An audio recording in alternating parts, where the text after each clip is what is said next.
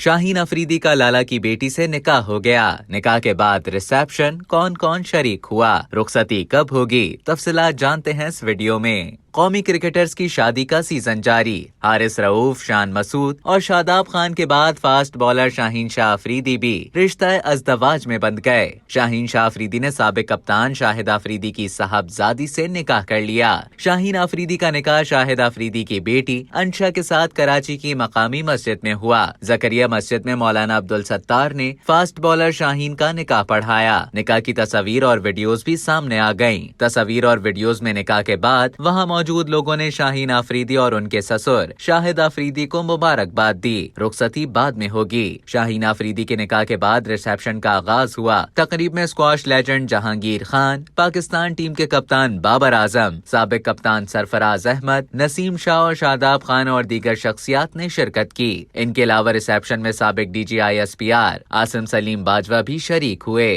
अब तक के लिए इतना ही। मजीद खबरों और न्यूज अपडेट्स के लिए डेली जंग के YouTube चैनल को सब्सक्राइब करें और Facebook के पेज को लाइक करना ना भूलें।